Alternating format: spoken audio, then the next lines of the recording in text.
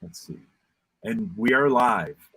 Hey, everyone. Welcome to this is actually a special edition of SVT Time. As you know, we've been doing these offshoots called Sweet Talk, where we focus mostly on the SVT Suite.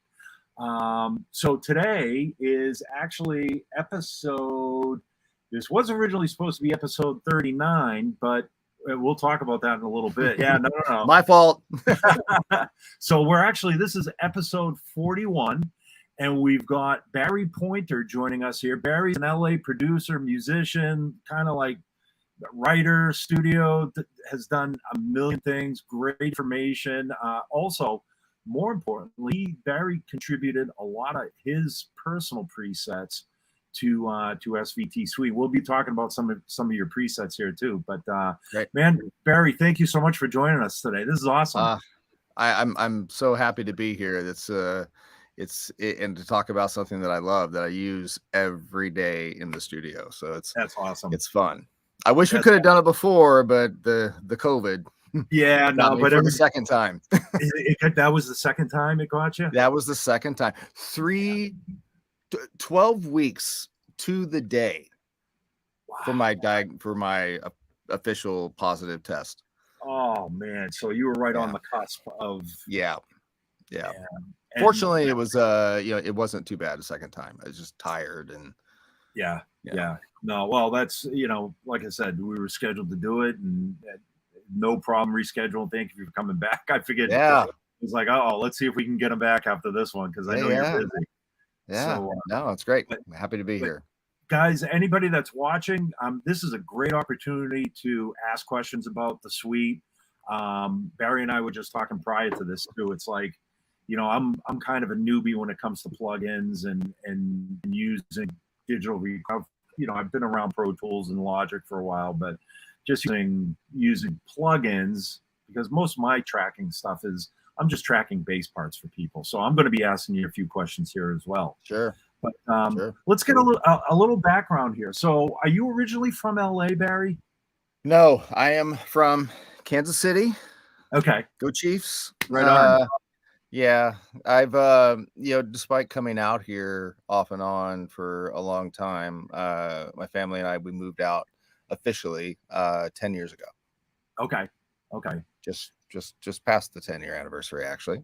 So were you working, did you get your start as a musician and a producer in Kansas City, or? Yeah, I was, I've been playing guitar since I was a kid. My dad, who's kind of that campfire strummer, taught me, started teaching me at 10, which by 14 he regretted ever doing, because that's all that mattered. Right.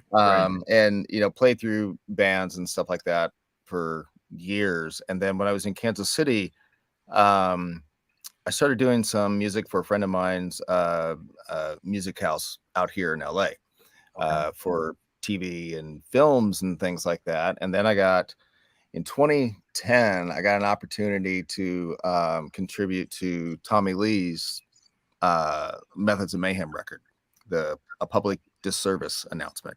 Okay. Played on three tracks on that record. Okay. And then after that, I started thinking it might be time to really just shift the priorities a little bit, from, change it and make music more the priority over anything. And then eventually a couple of years later, we moved out here. Okay. And once I got out here, I was working for a company on the branding and marketing side, but we had a music program to it. Live music, and through there, I was continuing to do the music for TV and film and stuff like that, and then running a show, a live pro jam show, which we can talk about at some point, called Soundcheck Live with my friend Steve Ferlazzo. And from there, it just the connections grew, and then my focus officially did move to everything, and I opened a studio, and it's been great ever since. Right. Do you think, obviously being there is, everybody says, well, it's kind of a brave new world now. Everybody can work from home and do their things. But for what you're doing, you got to be in LA or one of the music hubs, right? I think so. I think once a person is established and it is a a speed dial Yep. name on someone's phone, then you can do it from just about anywhere. But Sure. for me, I couldn't be doing what I'm doing now and what's on the horizon if I didn't live here. Yeah. And just, making contacts, having great sessions with the right people that just eventually turn into, a best of friendship kind of thing, and kind of being the guy in the pocket. I know a guy. Well, I want to Yeah. be that guy that somebody knows, and that's what I work towards. And it's been great. Yeah. Yeah. So you started off, well, you started off playing guitar. You're also a bass player too, but you consider yourself primarily a guitarist, you think? I consider myself a guitar player who plays bass. Okay.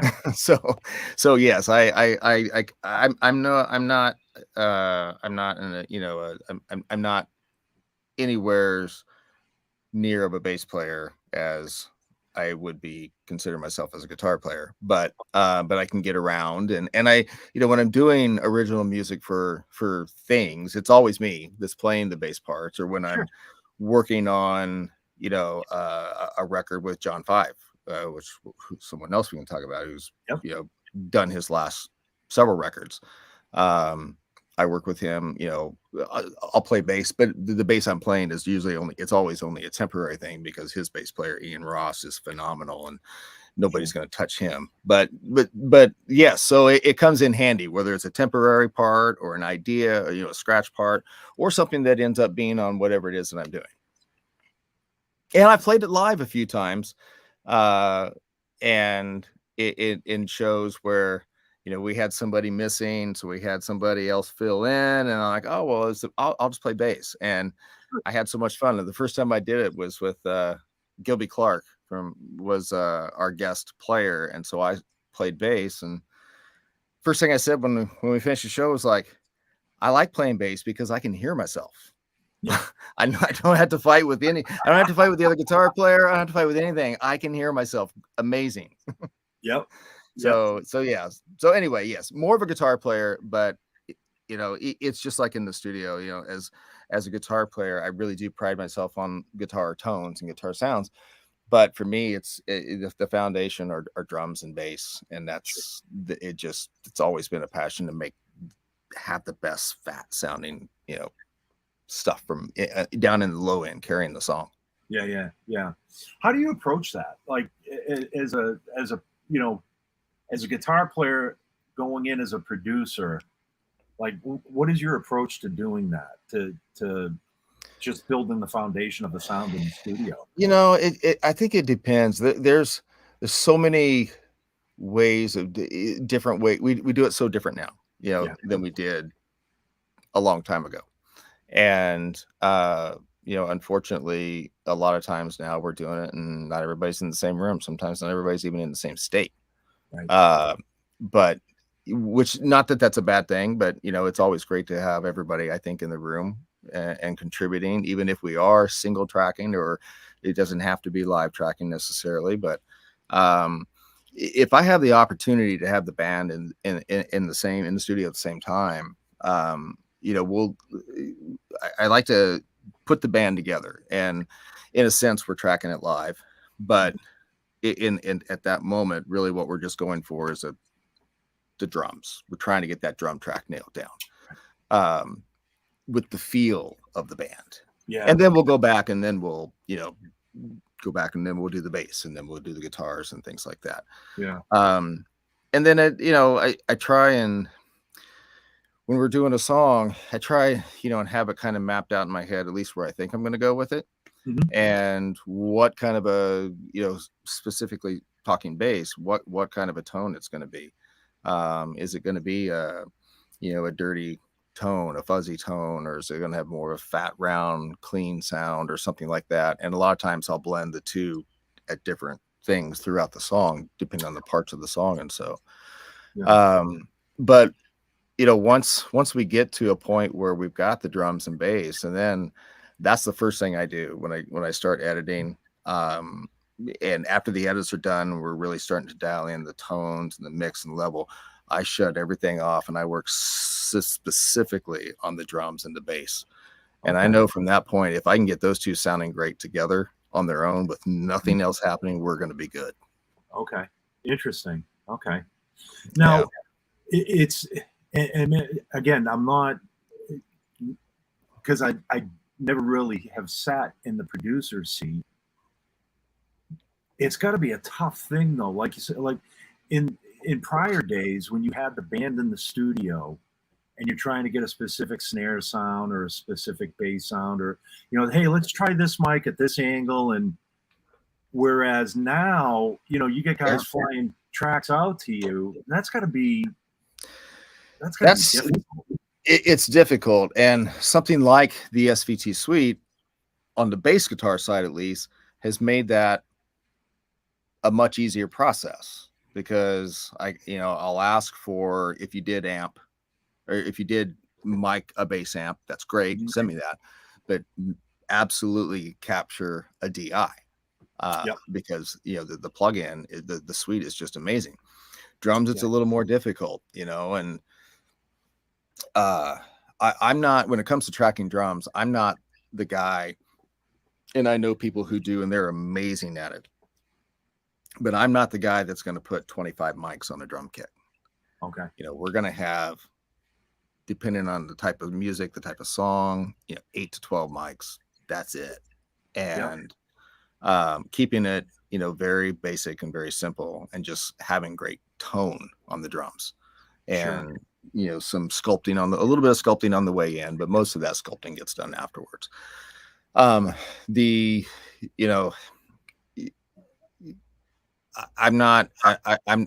I use samples when I need to. Yeah. I don't ever go into a project knowing, I don't care how the drums sound, because I can just sample it if I have to. And I don't ever do that. I want to start with the real drum, and, you know, and then if you have to supplement something with a sample, you can do that now in a much easier way than you used to be able to. And sometimes you just don't know. Sometimes you think you've got the perfect Black Beauty sound on the snare, and you know, a great fat 26-inch kick, and then you get everything going, and all of a sudden that kick and the bass guitar aren't working together. Right. Or you know, the kick drum is now rubbing with the bass guitar, or that snare has just got too much of something in it. So in those situations, you know, thankfully now we can fix that.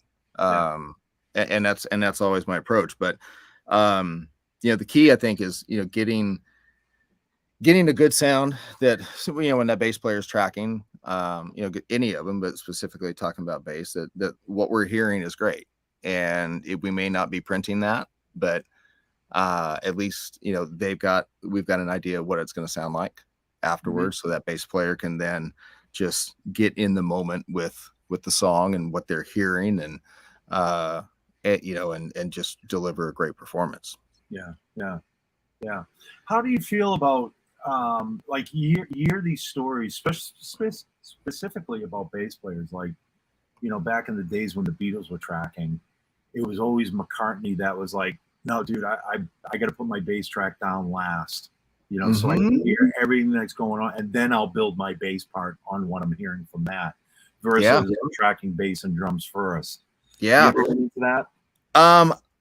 I have, in a sense where, you know, we've gotten everything done sort of that way. You know, we tracked it a specific way. You know, I'll use John 5 as an example. Okay.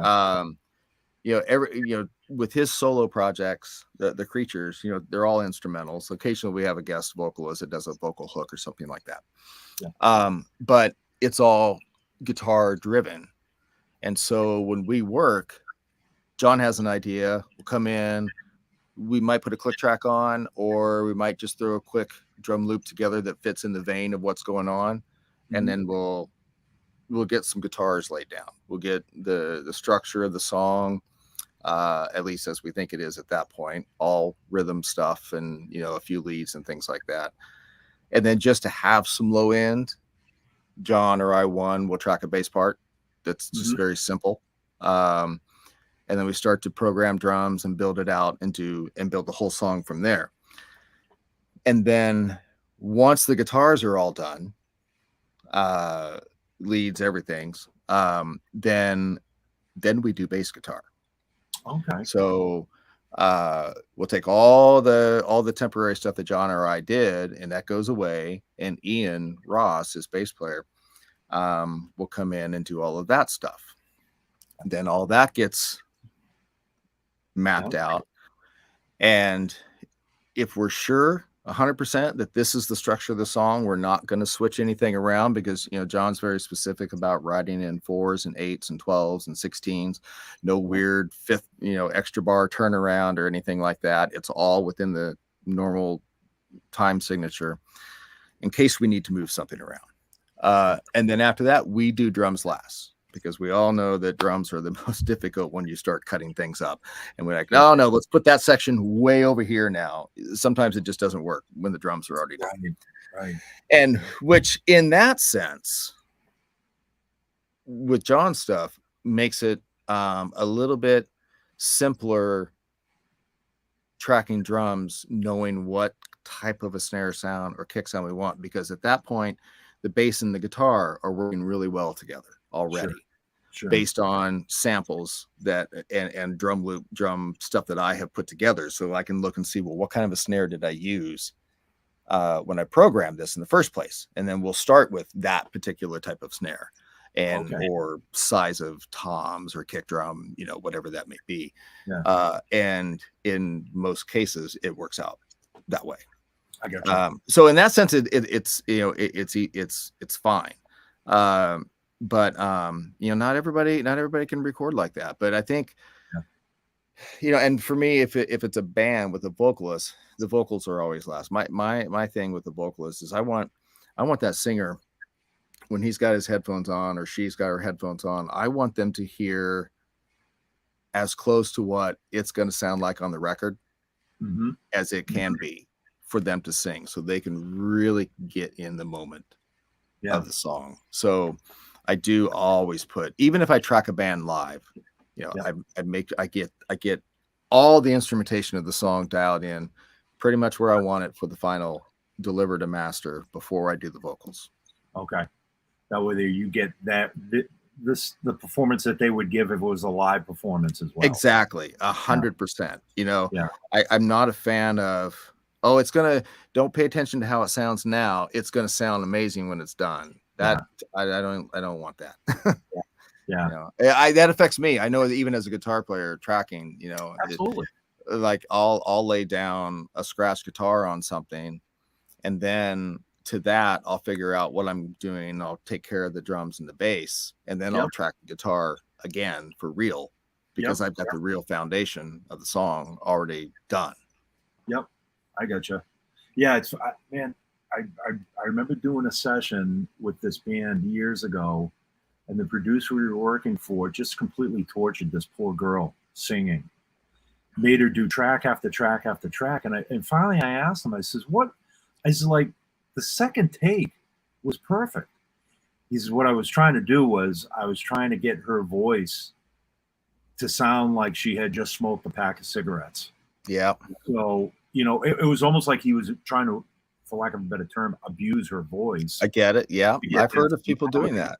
And I was like, man, just tell her that. Just tell her that. Yeah. Look, I know I've heard those stories, and I get the process. I get the thought. But on the other hand, like you said, just tell them that, or say, hey, look, we're going for that just smoked a pack of cigarettes voice. So do me a favor. Let's scream a couple takes just for the hell of it. Yeah. And get some gravel in your voice. Or, as I am, let's do your vocal session early in the morning if we need it that way. There you go. Yeah. Sometimes we're not there yet. Early in the morning or late in the day when you've been talking all day long. Right. That kind of thing. Yeah. But I wouldn't want to, I don't do that to anybody, to abusing somebody like that, because especially with singers, look, you're a bass player, string a big guitar or whatever. Sure. If the sound's not right, we'll grab a different bass, we'll grab a different guitar, we'll grab a different amp, we'll change the strings if they're not staying in tune. Yeah. Singers aren't like that. Yeah. It's a personal instrument, and then once their head is out of it, oh yeah, done for the day. And that was the point. It's like her performance just kept on going downhill because she thought she wasn't. Yeah. She thought it was her performance, and it's like, Yeah. if it's a tactic that you're using as a producer, just you really screwed with this kid's head. Have you seen the movie the Richie Valens story with Lou? It's that I say it all the time. It's like that time in the studio, and Bob says, he wakes up and says 52 takes. I didn't hear a difference in one of them. Exactly. Yeah. Yeah. Now, when you're working with, obviously, how many albums have you done with John 5? So the first album we did together was Invasion. Okay. And the way that came, it was great. So I had just opened my first official go to this place, and there's a studio in LA. Yeah. And I had like my friend Jay Rustin, who's a great producer with Stone Sour, Corey Taylor, Steel Panther, all those guys, phenomenal rock producer, and mixer and everything. I asked him, I said, I explained kind of what I was thinking, and I'm like, am I dumb here? Am I just reading this wrong? And he said, no, absolutely not. He said, because anymore, there's a need for big rooms for certain things at certain times. Right. And beyond that, a lot of time, there's the traveling producer that needs to fly in and do a session with somebody to finish a record or do overdubs or something like that. Mm-hmm. And we're literally traveling with our laptops and a hard drive and plugging in somewhere and doing that. So that's how I built the studio out. And thanks to Jay, the first person that came and used the studio with their producer was Rob Zombie. Okay. And so that's how I met Rob. That's how I met his producer, Zeus. And ultimately, obviously, that's how I met John 5. Sure. And I remember, after 2 days of those sessions, they did all the guitars and bass for Rob's record that's out now, the one that was just nominated for a Grammy just recently. And I remember John, when he left, gives me a hug and he says, I'm going to call you. I want to do some stuff here with you. I was like, oh, you know how that is. I'll call you. Yeah, okay. I'm like, okay, great. Awesome. Thank you. As soon as you walk around, I'm like, he's never calling me. And like a month later, I still remember to this day, it was at the grocery store, and it was a Monday night. I left and I'm in the car. It's 8:35. My phone rings. It's a number I don't know, which I never answer. Right. If I don't know the number. Right. And I did. And he says, hey, this is John 5. And I was like, well, he did call. And we started working, and it was amazing. So we did Invasion.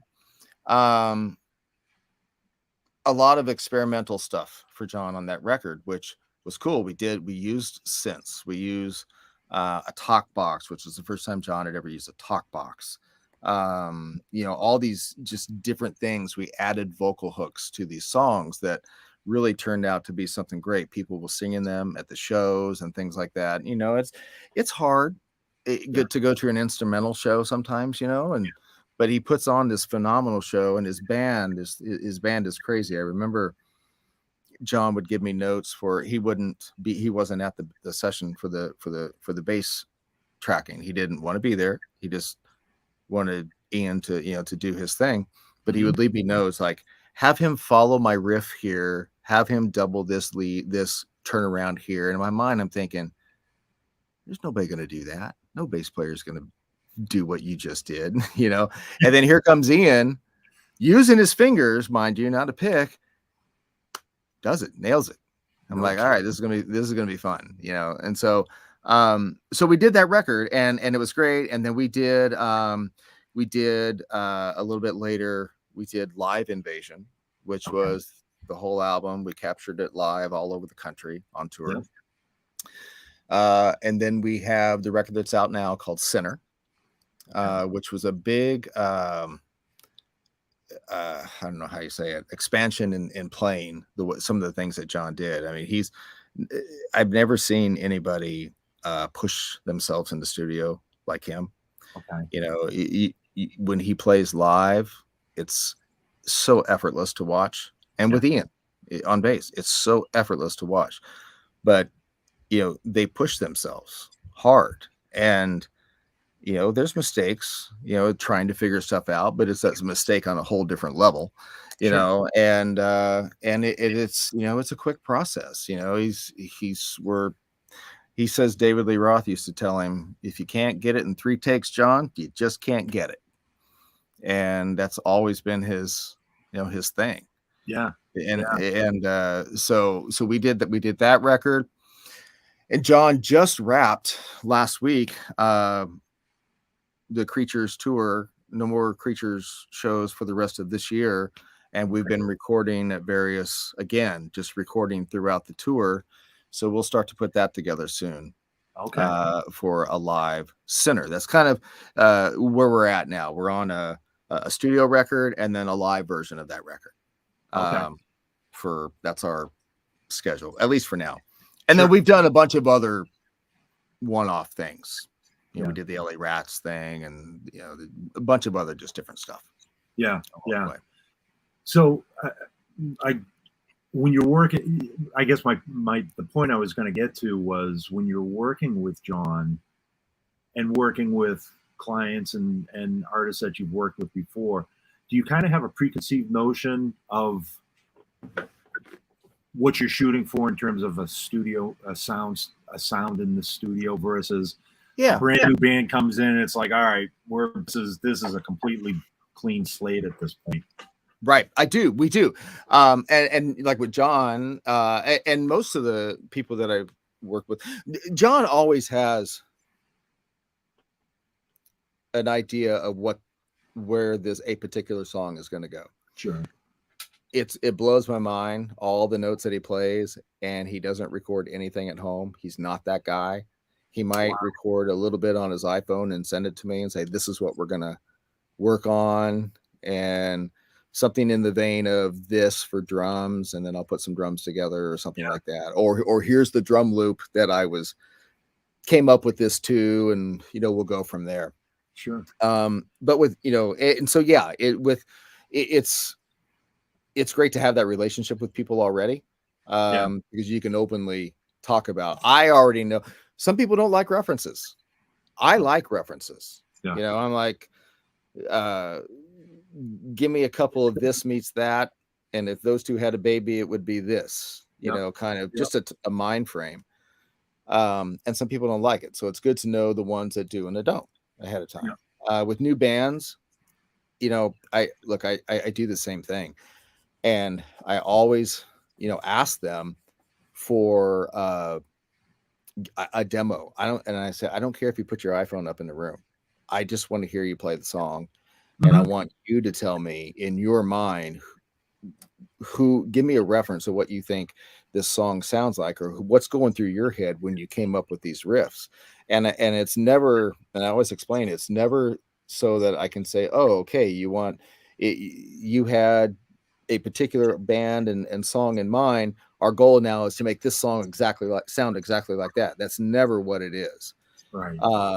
But I think it clears a bunch of junk out of the way. Sure. And gets us in the same headspace, because my job as a producer is to get the best out of the artist, to make them feel comfortable first, so that they can perform at their best. Because I do tell them this ahead of time, not the day of the studio, but I always tell them, I go, remember, think of everything. We're going to think of things in the studio. I'm going to hear something that I'm going to say, hey, what about this? And if we try it, awesome. If you say, okay, we try it, and then you say, we love it, great. If you say, that's the worst thing that we could have ever done with this song, great. I don't care. Let's move on, because the whole point is that this song, when it's done, it's going to outlast all of us. Right. So let's put our best foot forward. And so I get that, and I try and work on a reference, with the band. I just worked with a new band, young band, called Euthanize. Okay. They are amazing. They are, the drummer and the keyboard player are 13, Wow. The guitar players, are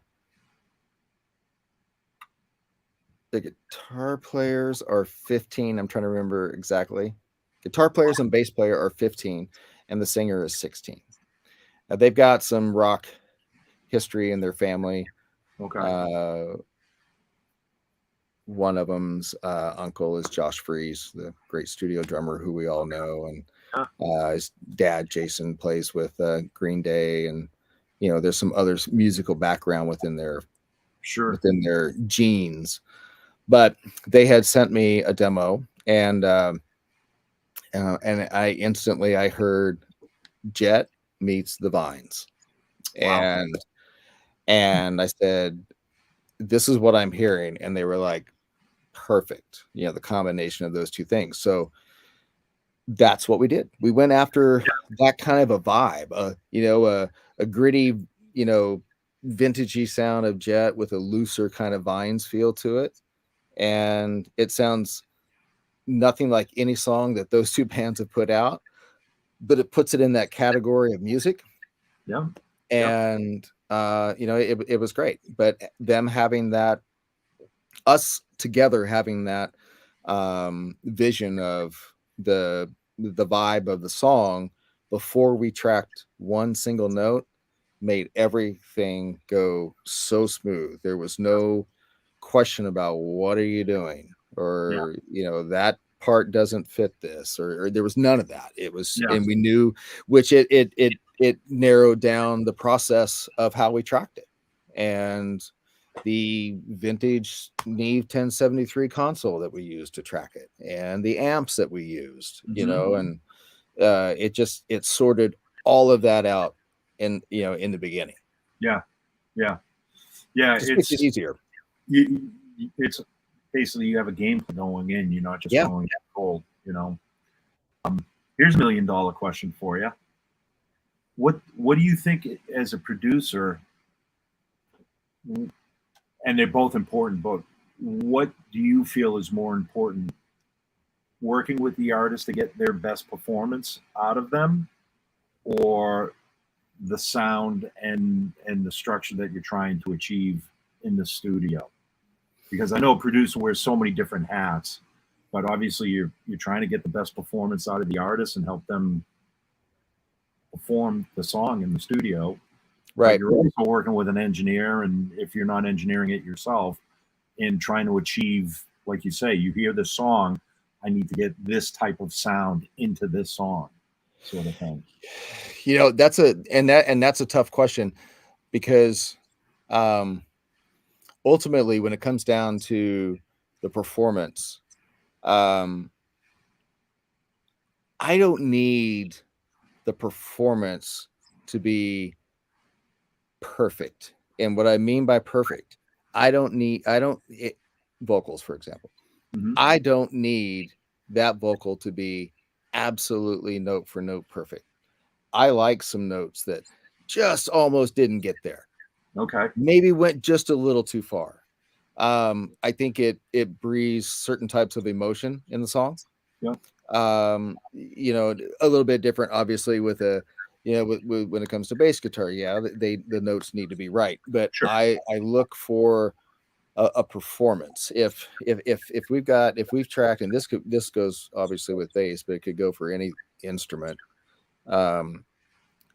If we did 3 takes of a section of the song, and there's one take that maybe missed a note or something like that, but the performance is phenomenal. The way they plucked it, picked it, slid into a note just a hair late or something like that, I'll go with that, and I'll fix what the error note. Yep. In some way, pull it from a comp or something like that, because it's the performance that matters for me. And so, that being said, going back to the sound, it's more work. It does depend on the artist, but I really prefer to engineer myself as well. I prefer just to do the whole thing. Yep. Because then I don't have to. Sometimes it's hard for me to explain what I want in a sound. or what frequency it is on an EQ or something like that. Sometimes on myself, I don't even know. I'll start turning. I know it's in the mid somewhere here, so let's turn until we get it right. It's just like sweeping an EQ, inside the session or something like that. So sometimes it's easier for me just to sit down and just do that myself. Yep. Okay. But if if I'm not tracking at my own place, if I'm tracking at another studio, there's always, I insist on having an assistant there who knows the room, who knows the studio, knows the patching, and almost always they can run Pro Tools just fine and are good engineers and stuff themselves. So there will be times maybe where I'll sit down and have them take over if I feel like I really need to sit down with the person tracking whatever it is and breathe some emotion of some sort into them. I don't speak musical terms. I don't know musical theory. I'm an ear guy.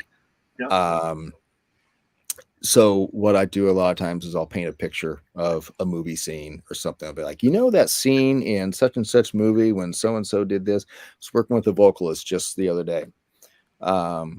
And we had this part and we were just trying different ways. And it hit me. And I said, in the Batman movie with Joaquin Phoenix, Batman's grilling him in the police station in the cell, and the Joker's just kind of doing this kind of little thing, and then roar, then he just gets angry. I'm like, do that. And the singer's like, I see it. I got it. Next take, done.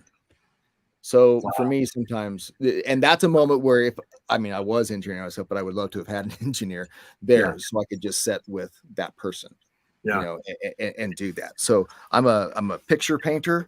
And going back to the engineering part and the sound, if I'm doing that myself, I can quickly kind of get what I want or what I think I want and get that out of the way, or at least get it very close,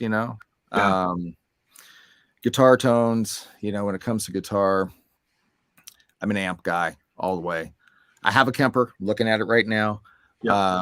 And they sound great. I just haven't dove into it enough, but I played through some stuff in headphones. I'm like, and I close my eyes. I'm like, wow, that's a JTM 45 profile. And if I close my eyes, I would guess that there's a JTM 45 amp sitting right there. So it's great. I just not far enough to use it yet.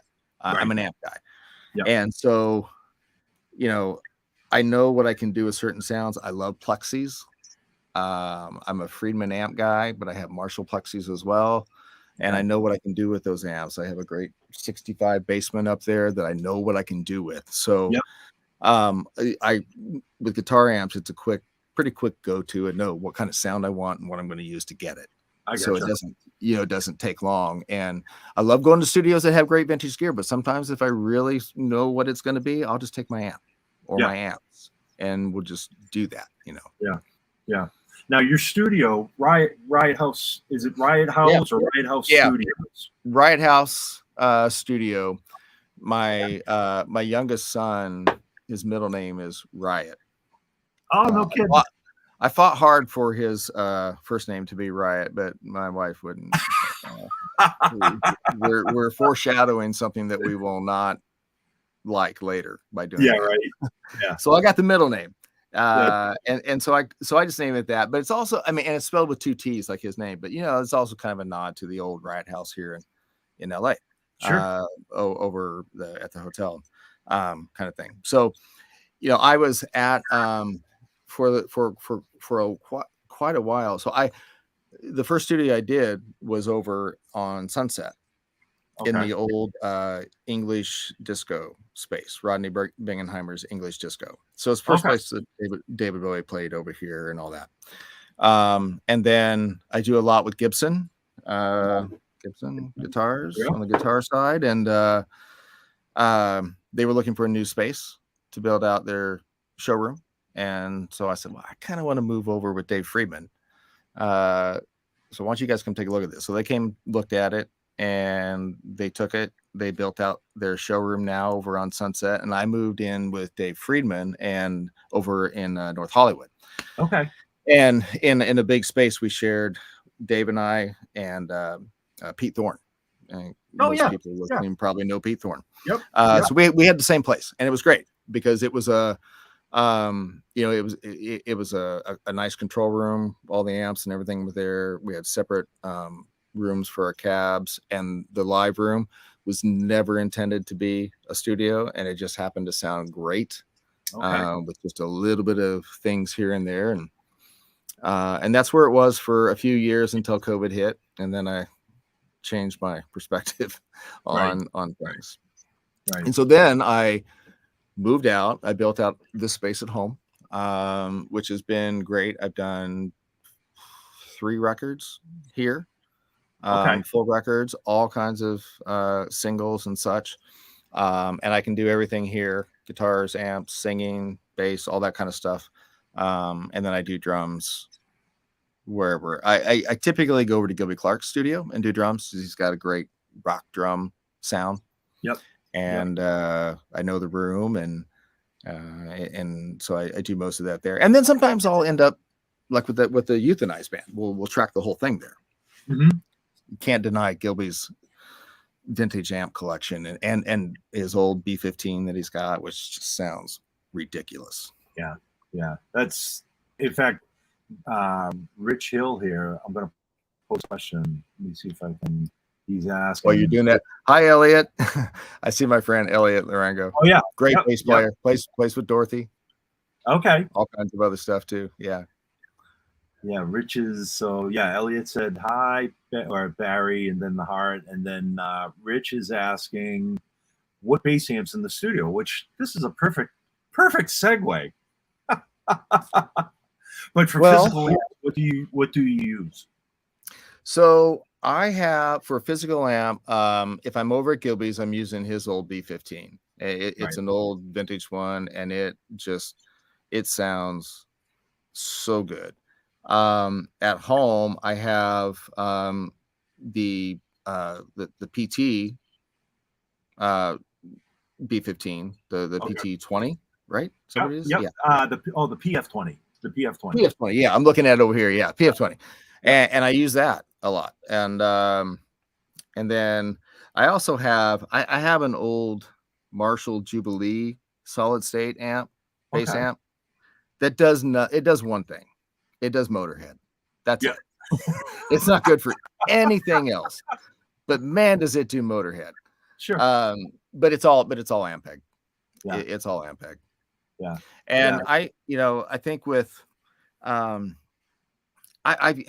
used SVT Pros in the studio too, and they're great. They're amazing. These are just what I have access to here, as far as a physical amp. And I use, like, when I track bass, I always split the signal right at the get-go. Yeah. And sometimes I'll run it straight through the PF20. Yeah. And sometimes I'll just use the DI off of it. Sometimes I'll use the amp, portion of it, which is always sounds great. And then the other one I'll run through a mic pre, and I have 3 choices on it. I have a 1073 that I'll run it through. Also an API 312. I like the 1073 for a little more rounder, warmer sound. I like the API 312 for punch and just clean punch. And then I have an old Summit. I always forget what is it. TPA 200B tube mic pre, and it's phenomenal because you can get a nice fat tube tone, direct DI tone to it, but you can also drive the crap out of it and get it. So ultimately, when I'm splitting that signal, I'm getting a tube sound and I'm getting the mic pre sound. Yeah. And then within Pro Tools, now thanks to the SVT Suite, I'm able to go from there depending on what I'm looking for. And I think I said before, I'll always have 2 tracks going to bass that were this, either the main one was duplicated or typically always the split signal. So I got a 2 and more of a solid state tone going in. Right. And then I'll blend, a clean, fatter, rounder tone with something that's at some level of dirt grit or distortion or whatever. Yeah. And then those will vary throughout the song. Just depends on the part of the song. Sure. Sometimes the grit will be the forefront. Sometimes the cleaner one will be the forefront of it. Just depends on. Yeah. No matter what I'm doing, no matter what instrument it is, I like to keep it simple. Yeah. You know, and I mean, I'll experiment once in a while, but I think I feel like I've gotten to a point and I've done, you know, enough stuff that there's a specific, I can keep my choices within just a few small things and it will work for just about anything I'm going after. Cause I really don't expand outside of the rock category. Mm-hmm. From vintage Stonesy stuff all the way to, you know, John 5 heavier stuff, you know, somewhere in that range, but I don't get outside of that really. Yeah. I've done it before and it was just never me. And so it was tough to be happy with what I was doing. Yeah. No, that's, you know, we all know the you know, our areas that we work comfortable in, our warehouses, so to speak, you know. So let's talk about the suite real quick here because I'm going to share my screen. Okay. And I don't know if I will go away when I share it. I might not. Oh, there we go. So, so this is for anybody that's not familiar with the suite. We have a section here. So these are all the presets, but then we have a section called the Artisan Producers. And of course, Barry donated 1, 2, 3, 4, 5, 6, 7 presets here of all different. Man, I was going through them the other day too, and I'm like, wow. So like Plain Jane, and let me back up here again too. This is where I really wanted Dom, because Dom is the brainchild behind all this. But so when you call up the preset, your amp of choice on this particular preset was the Heritage CL. But then for anybody that's not familiar with the suite, you also have your FX and then you have your cabs. So for cabs, you chose an A10 AV on one side with it's a dynamic 20. I'm going to say that's an RE20. Yeah, I believe so. Right. I don't know if I can say that, but I just did. Yeah, right on. Right. Yeah. Hey. And then on the other cab, you chose an SVT 212. It looks like what's a 421, Barry? Yeah, it's a Sennheiser 421. So, and I don't know how this is coming through audio wise, but just trying. Sounds good to me. Now I noticed on this preset, everything is off except. In fact, on all your presets, you have the optocomp going on quite a lot of them, right? On most of them, yeah, I believe, yeah. And just with this one specific, and a lot of them will, the thought process was the same, was coming up with this one, Plain Jane. This would just be my simple, just fat, round Ampeg sound. Yep. And you know, with the I think with those cabs, and actually it was because of you with the 112 that I have with my PF 20. I love a 12-inch speaker with bass guitar. It's somewhere in the middle of that 10 and 15 to me are hard for me to control. They're right for certain things. For what I do, it's just it doesn't work so much. And the 10s are always great, but that 12 just gives it, I think a good balance between it doesn't go all the way to what a 15 does, but it has enough, support underneath there that it really gives it a nice fat tone. Yeah. And I love 421 mics. I just love 420 mics. I love 421 on drum. I love them on guitar. I love them on bass. Great versatile mic. Okay. But the effects, with the optocomp, it's blended at 100%, but it's also, it's not doing that much. Right. The idea is just a little bit of control there. Yeah. And I did it in the sense of me being, when it comes to me playing bass, I'm not, my control from with certain notes down low or up high or something, it's not that balanced for me until after the fact. I go in and fix it, or balance it out with some compression or something like that. But the point was to leave it there as plain Jane, just like a foundation tone that any of these great pedals in the suite can enhance and tailor and off into other types of sounds. Sure. And traditionally, the Opticomp as a standalone pedal, it's a pretty subtle compressor too. It's not, I call it very musical, for lack of a better term. It doesn't squash everything. But I notice here's another question I have for you. Like, if I go to like this preset, now you've got it kind of in the middle of the chain after the distortion. In Dirty Which preset Bird. is that? Dirty Bird. Okay. Dirty Bird. Yeah. So the Dirty Bird, as you can tell, is it's that just classic overdriven Ampeg sound, and the scrambler using to enhance it a little bit.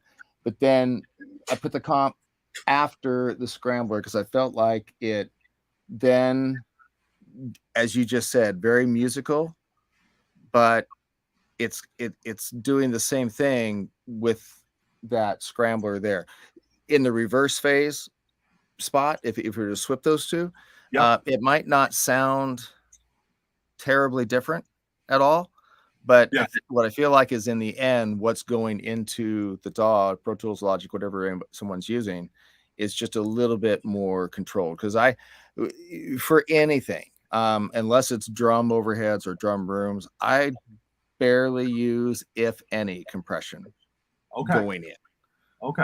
I did a little control. That's all I want from it. I don't want it doing, vocals. Let's just rule vocals out. That's a whole other thing.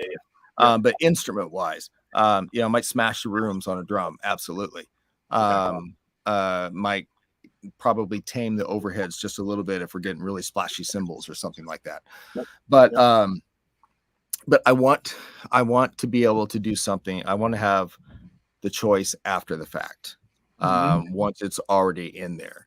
And then from that point, I might smash it. I have a Blue Stripe 1176 that I love to drop in, outboard hardware that I love to drop in as an insert on bass guitar, because it grabs the mid-range of the bass and just pokes it through so nice. And you can drive it, and it's got a blend on it. So whether and I don't usually know this early in the song if I'm going to want to smash it or if I'm going to want to open it up a little bit more. So that's why I love this Opticomp, just taming it just a hair. I mean, it's like you almost can't even hear what it's doing. That's I have one on my live board, and it's on all the time. Mostly I mostly put it in to tame my in-ears than anything. And whatever they want to do out in front of house, they they want to press on there. But it's just a real musical and subtle effect. And I anybody that's watching, I don't know if they realize, but you can drag and drop these too. So if you want to put the Opticomp over here, you can put it there. And until you save it, it'll just go back to the original setting there. So and then for amps on this particular setting, let's see, I think you had the Heritage 50th going on that. So that's really dirty. And it's jumped, and it's like if you take the scrambler off, it's just a great tone on its own. Which is the other thing. So this is without the scrambler. It's still a lot of mid-range there. And you really hear the strings popping in there. Yep. And then you add the scrambler, and it's going to kick in that big fat overdrive. Yeah. And that's just a great amp. I mean, I bounce back and forth when it comes to I'm looking at mine over here. Yeah. But between that one and the Heritage, you know what? I like the Heritage because it's got the gain on it, on the amp. Yep. So just a, you know, different variation of it. But, you know, again, for me, when it comes to dialing a sound in or tone in, even though we're talking about a plug-in suite here, I know these amps, and this suite emulates. I mean, it sounds like an amp, and so when I'm starting my tone with this, I'm starting with just the amp first. I'm going to find which of these amps I like the best, and you know, see what speakers are already set up in there. I really do like that combination of the 810 or the 610 even, and a 212. And then start tweaking from there. Yep. You know, it's actually, I'm glad you mentioned that, because somebody, let me go back up here real quick. I think it's Doug here, was asking, make players understand about gain and volume and show, and how the CL has it and VR has volume. Why you can max power or max gain with the CL and different from VR. So I get this asked quite a bit, like, what's the big difference between a CL and a VR in terms of tone? And yeah, you give your explanation first. My explanation was basically, you know, obviously the CL has a gain and a master volume. So what I usually tell CL players is you turn your master all the way up, maybe 3/4, and you use your gain control as your volume. And if you want the dirt, then you turn your master down and turn your gain up, and then use your master as your master volume. The VR doesn't give you that. If you want the VR to break up, you got to turn the sucker up and make it loud. So that's the main. And that's exactly what I would say. And as a guitar player, I would compare that. Put it in the reference of a master volume Marshall JMP versus a non-master volume volume. You know, and we all know that those non-master volume amps, if you're in a place where you can drive it, that's where the sweet spot is. But none of us are. We're just not. So you use an attenuator, or you have a master volume put on it. And then you can, like, as you said, you have the option of that gain being your volume with the volume cranked, or the other way around, and it now is how much dirt you want in there. So that's, I mean, that really is the big difference between the two. There's subtle differences, obviously, with, you know, the range selection, stuff like that. But I usually tell when I'm doing a clinic or doing a presentation, I'm a bit of a motorhead type guy, so I'll say, you know, it's like, all right, well, picture the CL is a 2022 Mustang 5-liter with all the refinements, and the VR is just your old 65 Mustang, you know, just raw 4-barrel carb on top of a big motor. Basically, you know, well, that goes back to what I was saying earlier about the singer I was working with, and it's I know for me it's better sometimes an out of the category reference as a picture of something really makes everything clear. I mean, you could talk nerd schematic details all day long, but then you could say what you just did, and you're like, oh, I get that. Yeah, exactly. Everybody can get that. Exactly. Oh man, so man, you've got some like really cool presets in here, and I've been going through them. Obviously you've got some with the 4 Pro as well. Did you were you able to on the one no good, that preset? I'll put you on the spot. Can you guess what that is based on? Oh man, you are putting me on the spot. If I had to guess, let's see. Yeah. Oh, you almost did it right there. Is that You're No Good, Van Halen? Yes. You're No Good? Right, yes. Thank you. I don't remember the bass line, but I remember something similar. Yeah. Something to that effect. Yep. Michael, and that's exactly that. And I just, I love Michael Anthony's bass tone all throughout the years. And Thank I you. was fortunate enough to be in his warehouse a little over a year ago. And I'm not kidding you, rows as far as you can see Ampegs. Yeah. From all the way back to early Van Halen days. Yeah. So Yeah. amazing. Yeah. We were out, he took us out to the warehouse. Oh, this was a few years ago after NAMM. And, he has a room obviously with all his basses. And of course, I grew up in the era of Guitar Player magazine and looking at ads. Yeah. Yeah. And like, I'm looking at this bass like, oh, dude, that's the Olympic that you use in the Roto sound end. And him and Doogie are just kind of like, oh man, this guy, we got to get him out of here. And Doogie's the best. He's did he have his cars in there when you saw it? Did you see all his cars in his motorhome? He had his motorhome, and he had, if I remember correctly, this was a few years ago. It was a Mustang, I thought, like a Mustang Shelby or something. Yeah. It's in there. Yeah. We interviewed him for a John 5 documentary that we're doing, and that Shelby he sits right in front of it. Okay. Yep. For the interview. It's great. Just such a sweet guy, man, to invite us into his warehouse, and he's showing us all this nostalgic stuff. But I was just there's something about the intro to that song and seeing them live back in those days, and he's doing this crazy bass solo. It's just this, not completely out of control, but almost out of control bass sound that is. I don't know how often that's going to work on something, but I was like, I got to do that. Now I got to go back and learn the song. Yeah, right.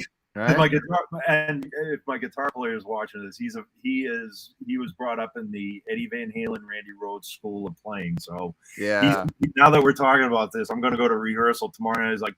He's going to say, we're doing You're No Good. Yeah. Oh, it's just such a great song. Yeah. So I know I had asked you this, and I know we're coming up on time here, but just real quick. So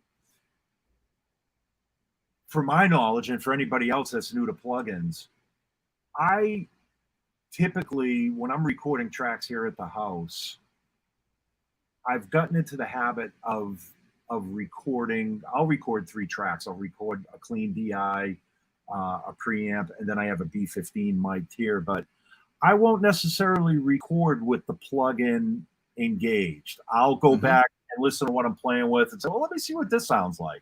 Yeah. Is that kind of the approach that you take with plugins? Yeah. It is. It is. That's the exact way I do it. Like I was saying, like if I'm recording here, I'll do 2 to 3 tracks. Same thing as you said. One of them will be the PF20, or if I'm over at Gilby's, be using his B15, and then I'll split that signal. And what I love about in splitting that signal, I will usually put the plugin suite on the track that's coming in, but I'm not printing it, but it's on so that the bass player can hear can hear a great tone, just like if it was a guitar player or something like that. Okay. But what I like about it is that if I'm going through for the one that's going through either the Neve or the API,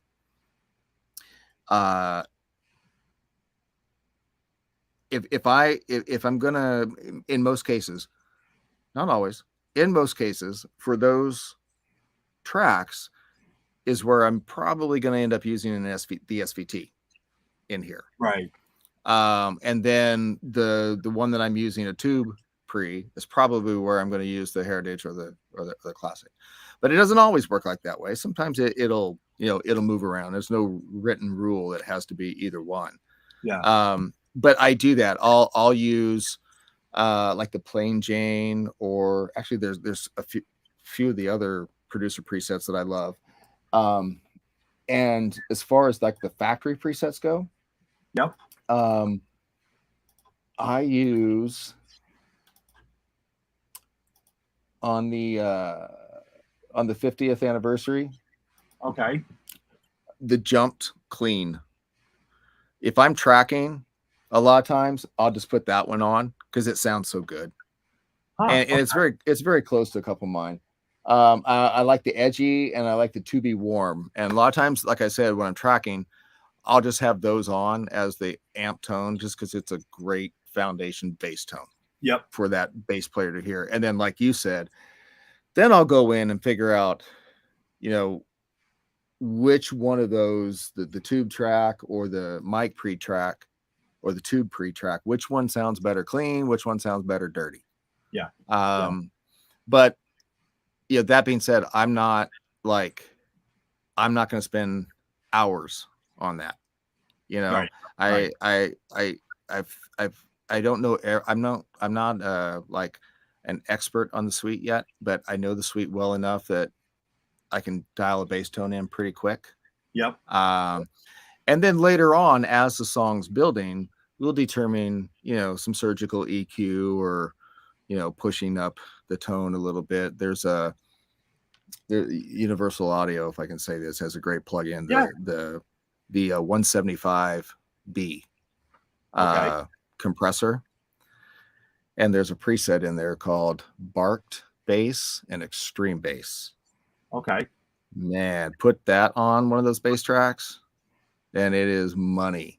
It's just amazing. I'll have to check that out. Bark. I want to check and make sure that's which one it is. It is the the UA 175B, and Joel Hamilton is the producer, and it's bass bark and bass extreme. Okay. And they're great. They really drive and they compress it hard, but it just balances a great tone. And then whatever EQ you've done to it, if you're pushing the mids or whatever it might be, pushing a little 2K or something like that, it just grabs that and just sits it in there so nice. Really, to be honest, makes between the suite itself and that compressor, and then, you know, maybe a little clean API surgical kind of thing in there, maybe, or something. That's usually all I ever have on my bass. On my bass sound on my recordings, because it's a simple, great bass tone. Yeah. And I say simple, I mean simple to arrive to. You know, it's whether it's dirty or clean. You know, it's just, and I went as far as, this is how much I love the suite. You know, I mean, there's all kinds of plugins out there, and how many times has an Ampeg, you know, plugin been done? Right. And by great plugin companies, no doubt. But I love this suite so much that when I recently switched over the studio computer to a newer Mac and changed some things up, I didn't even install any of the other ones. Wow. Oh, lost me there. Yeah, I didn't install any of the other ones. So the only Ampeg amp plugin that I have is the SVT Suite. Wow, that's an endorsement right there. Thank you. Yeah, it's just great. You know, and Chris Weiss, you mentioned Chris Weiss earlier. Yeah. I think we were off camera, maybe. You know, Chris is such a great guy. In fact, credit him for introducing us back whenever that was. That's right. Yeah. You know, I remember doing something with Chris one day in the studio, and we used a tube DI. It was an Evil Twin tube DI, old tube DI. Sounds phenomenal. And he had his what did he have? He had his P bass. Yeah, it was P bass. Yeah. And used the plug-in. And I said, "What do you think?" He goes, "Sounds just like an Ampeg to me." You know, and it was just like, you know, it's great. Yeah. And Chris is well, he's been part of the Ampeg family for a while, so he knows. You know. Yeah, he does. And he, you know, and the way he experiments with stuff, you know, sounds and his bow and all that kind of stuff through the amps, it's just so much fun. Yeah. No, that's he's been doing it for a while, so he knows the tone as well. I was just looking at some of these other presets here. So what projects are you working on right now? Can you talk? Well, I just finished up that Euthanize project, and that's going to come out soon. They're sorting a few things out, and it's just a great band. Great, you know, you hear it and you don't think, oh man, that's a bunch of very early teens kids doing that. getting ready to start dissecting all the recordings we've done for John 5 on tour and work on the live record. A super amazing project. That's one of those can't tell you yet, kind of things. Yeah, right. But that'll come out at some point. And then with Gibson, I love Gibson, their family, and I'm doing the majority of their video stuff that they're doing now. They're Gibson TV, so they've got a show called Riff Lords, where they bring in a guitarist from a household name band, and they play and they talk about their songs and their ideas behind the riffs and show a little bit of instruction and things like that. So I'm doing all the tracking and mixing on that. And then the other one, the Gibson Songbook, which is really cool. They bring bands in, recently did Vintage Trouble, Silver Sun Pickups, and have another one coming this week. But they come in and we do it at Gold Diggers here in LA. Okay. But we do it in the bar section, and they play acoustically or unplugged, and then they do an interview piece and everything like that. So I'm doing all those, recording and mixing those. And for those, sometimes it's an acoustic bass, sometimes it is an electric bass. Yeah. But I'm always going DI and using the SVT Suite on the mix. Nice. Yeah. So are you playing with any projects right now, or have you? Well, producer hat. I don't get to play as much as I like, but I've been the fill-in guy for Faster Pussycat, which has been so much fun. So my good friend, I call him my little brother, Sam Bam Colton. He's the guitarist for Faster Pussycat, but he's also in Dorothy with Elliot. Okay. And so when there's a conflict and he has to go do Dorothy, I go fill in with Faster, which we just did a show a couple of weeks ago, and it's just fun. It's great old rock, and I have a blast with those guys. Yeah. And then just whatever here in the studio, if I'm tracking something for Gibson or whatever. Right. Yeah. And I mean, it doesn't, as you know, it literally takes 30 seconds of playing live to remind you how much you love playing live, and that's really all you'd rather be doing. Yep. But it doesn't always work that way. Yeah. No, exactly. No, it's I know we just did a show this weekend opening for Darius Rucker, and it's we're just I work with a local singer-songwriter here in New Hampshire, and she does her thing. But it's just leading up to it, it's like, oh man, Labor Day weekend, we're going to drive all this way to go play 1 hour set. The old joke, musician takes $5,000 worth of gear, puts it in a truck, drives 100 miles to make $50. But when you're on stage, you hit that first note, you're like, that's why I brought all this stuff. That's why I hauled all this stuff. I could have done it with half of it, but that's just it. It's the front of house guy, and we play this room a few times, and every time we play it, I bring an 810 and an SVT, because number one, the load in is super easy, and it's an outdoor stage, and the front of house guy is always like, dude, we got a big old PA system, like you don't need any of that shit anymore. Mm-hmm. It's like, no, you don't need it. I don't need it either, but I want it. I want it. And that's I think that's a good point, because to be a producer, to be a mixer, engineer, anything, nowadays it's different. You don't have to totally forget your past, right? But you also have to be willing to accept the future and the new stuff, and some sort of a hybrid, which is where I think a lot of people are going and have gone. Top producers, top mixers have gone that way. Yeah. Because I mean, look, if you're working on a console and you're mixing on a console and you're doing an entire record, the world doesn't move quite like it used to.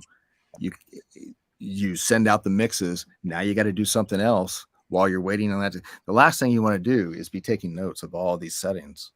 Yeah. And with the recalls and putting everything back up there. So, a lot of people have gone to that hybrid setup, and I love having some outboard gear for on the way in. I love having outboard gear set as inserts to use them as, you know, inserts. And for those ones that I use as inserts, my genre doesn't,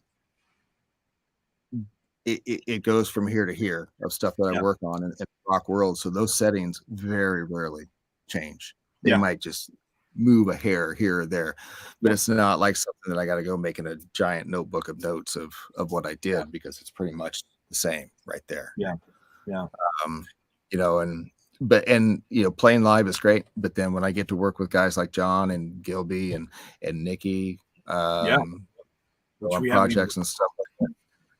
Oh, dude, that I can tell that story quick. That was the best. The Big Machine Records wanted Nikki to put together a group of guys and do a song for the movie Iced Road. However, it got to the point of the song being I've Been Everywhere, which was, most of us know that by Johnny Cash. Sure. That Johnny, it was a cover that Johnny did as well. That was going to be the song, and they decided to call the band LA Rats. It was so much fun, and it was during COVID. You know, Rob Zombie was in Connecticut, at his house in Connecticut. His producer lives there. They did their vocals there, sent them to us. We did the guitars here at my place with John. I flew to Nikki in Wyoming, and to track bass, and it was so much fun. We had a cabin that we rented in the woods. It was snowing. We were pausing to watch the deer. It was like that scene in The Funny Farm where they're like, cue the deer. You know, it was a very easy, very fun bass tracking session, and we were watching wildlife, I think, more than anything. You know? But I had used the Ampeg suite on that, and then when I came back home, I ran the track out through that Blue Stripe compressor, used the Ampeg, the SVT Suite on it, and Gilby's or Nikki's just like, that might be the best bass tone I've ever had. And then we did the drums here with Tommy Clufetis in a gigantic studio. And then, there's something to be said about working with guys at that level. They're pros for a reason. And it's not just because of the way they play, the way they write, the way they sing. It's because of how they work. It's a much simpler process with those kinds of guys. Right. Than it is a lot of times with that up and coming, if you want to call it, whatever you want to call it, Yep. That's interesting. Yeah. I've always wondered, yes, guys. I've always, obviously, I've always been a Motley Crue fan. Nikki, I don't know if his bass playing necessarily was an influence on me, but his attitude and just his approach, to being in a rock band was, So and he's an Ampeg guy. He's got a rack of Ampegs on the side of the stage right now. Well, and I'll tell you a quick story. The funny thing is, Nikki is one of those guys that he's using the same stuff he's used on the last probably 4 or 5 tours. I mean, the stuff he got was from the artist relations manager 2 or 3 before me. And when his tech, oh gosh, I'm drawing a blank here. But when he called me saying, hey, I'm piecing together Nikki's stuff, it's like it's old Ampeg power amps and old Ampeg preamps, and like, well, dude, we got 4 pros that can do that. And I said the very same thing. You see? Yeah, I said the very same thing. You like cut that down in half. Like, nah, if it ain't broke, don't fix it. You just don't needs to fix get it up, bring it on the road. So exactly. But same thing, it's just like those guys, man. It's the way they work. It's like, nah, what do you need? Maybe a little combo amp for the studio. That's about it. Right. All the other stuff is baked in. So and it works. And I think that says something to the ruggedness, I guess, if you will, if that's the right word, of the product itself. That something could survive that many Motley Crue tours. Yeah, right. Especially Motley Crue tours. Especially Motley Crue tours, and that's great. But you brought up a good point, man. This whole idea behind the suite, and obviously Ampeg is eventually going to move more products into the digital world. Yeah. Just for sake of ease, convenience, economy, and obviously tubes aren't getting any easier to find and source. Not getting easy to find and source. Your sound here is probably going to be different when you go overseas. And nobody, the cost of traveling like that. It's why, on the guitar side, so many have gone to a Kemper type or a Fractal type thing or a Line 6 type product or, any of those types of things, because it's just easier, But me, like you, like many guys I work with, they still need that sound on stage. Yes. And, some of them do go in ear, some of them are old school and they don't. And they want to feel it as much as they can hear it. Yeah. And the analogy I use for that is, I'll say, how many people here still spin vinyl at home? You'll see a couple hands go up.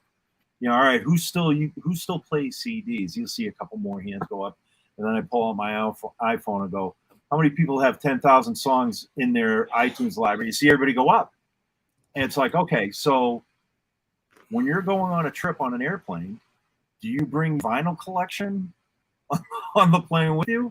No, you bring this because it still sounds good and it's convenient and it works. Yes. But when I'm home, I put vinyl on because that's my preference. Absolutely. And I think we are in a world of convenience, get there quick and simple.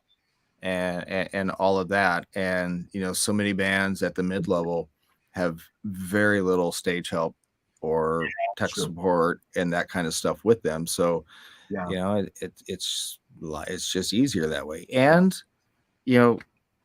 doing that kind of thing, if a band's in ears and they're controlling all their stuff ahead of time, they sound the same to themselves every single night, whether they're indoors or outdoors. It doesn't matter. And that makes a big difference. There's something to be said about when you walk on stage, especially as a singer, knowing that it's going to sound like a record in your ears. Yeah, exactly. Yep, I know it. Man, Barry, it has been an absolute joy having you on, man. Will you come back and visit us at some point? Anytime. I'm looking at the list of topics, and it's like, and like I said, man, it's like we'll start talking about something, and you know what I mean. The conversation carried to that. So we didn't get to some of the topics, but next time you come back on, I'd like to talk to you. We'll expand them, and then at some point I'll be able to talk about that thing I can't talk about. Yeah, exactly. And that will be a show in itself. And there'll be more things that you can't talk about then. I know, right? Those are the hardest. It's like, Audrey, I want to tell everybody. Thank you for putting this up, Audrey. This is your URL. Yes, that is it. Thank you. Will that bring everybody to Riott House as well? Yeah, it will. And more of my stuff is probably even on just like an Instagram page, but it's all on there. Okay. I'm the worst about updating my website type stuff. I mean, especially when I go and work with, somebody that's like, one song or something, or I just track an actor singing a song that is used for an audition where he's going to sing in the movie. Like, I forgot to put the guy's name up on my site. I need somebody. I have kids. I'm going to teach one of them to do that. Dude, that's what I'm going to do. How old are your kids? So my oldest are 26 and 23. 26-year-old daughter, 23-year-old son. Okay, so they're hip to social. They are. And then I have a 14-year-old who just started high school here at Notre Dame in LA. She is very hip on social. Yep. And actually my oldest daughter does the LA bucket list. So that's all she does is work in social. Okay. And then my he'll be 11 on Thursday. All he wants to do is play baseball. So he's not going to do any social forwarding.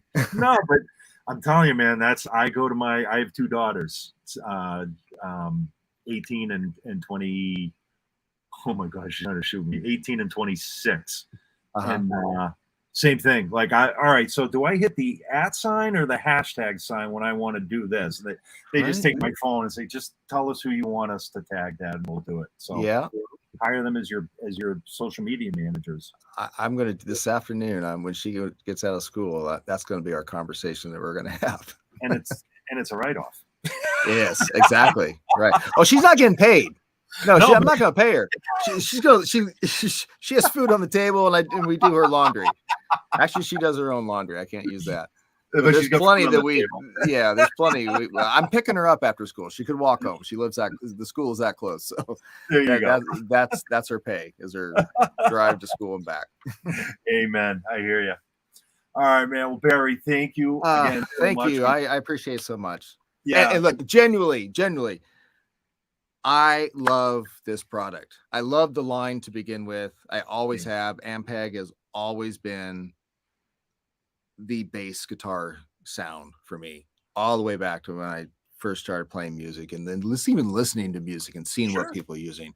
It's Ampeg. That's why I'm a Les Paul guy. You know, Ace Frehley and Les Pauls. I'm like, I love a lot of guitars. I have Tellys. I have all kinds of stuff, but that Les Paul, that's my guitar. You know, and but I feel that way, and I think this SVT Suite, it brings that physical amp into the digital computer world amazingly. It's great. Thank you. That's an awesome endorsement for that. Thank you so much. Yeah. Yep. And thank you for the presets too. We might be getting some more presets too. You never know. All right. Well, I'll get weird on some stuff. You can get as weird as you need to be. Yeah.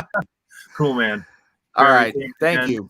Everybody, thanks for watching. Aaron, thank you all for controlling this in the background, and Haji, who's always got our back with the links and watching out for anybody's questions. And we'll see you in a couple of weeks. So thanks, everyone. Take care. All right. Bye.